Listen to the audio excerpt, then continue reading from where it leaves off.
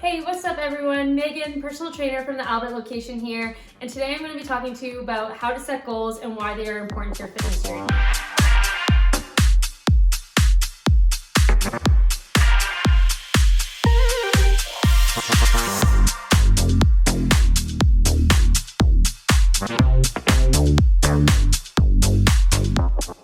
So most people have some type of goal. Many people may not achieve these goals because they are missing these three things. 1, what you hope to achieve. 2, what actions you're taking to achieve it. And 3, time frame.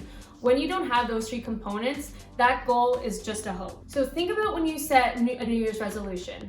Most people fail at the big goals they set for the coming year because they don't know how to set effective goals that prepare them to succeed.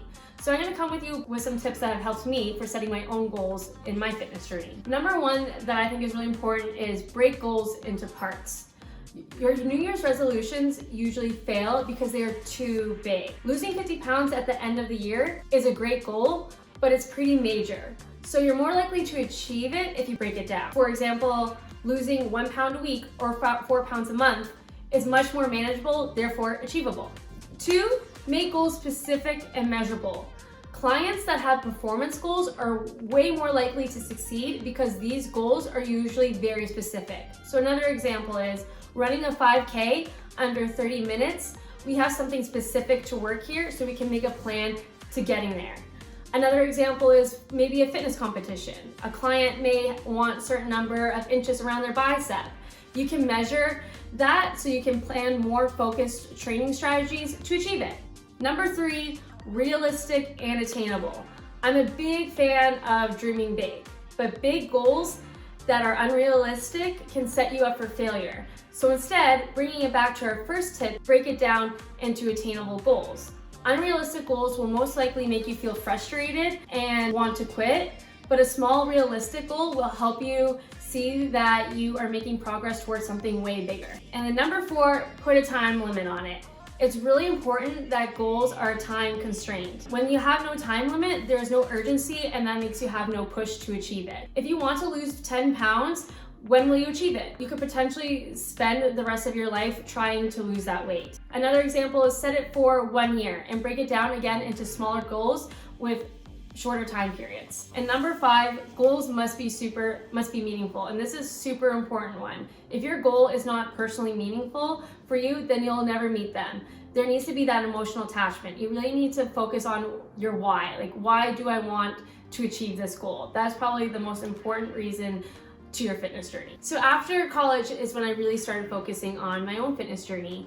Instagram is becoming more of a thing. I found an Australian trainer on her page and found her guides, and I really liked her energy, her style of training, her body positivity. And when I finished those guides, I was feeling the results in myself. I felt stronger.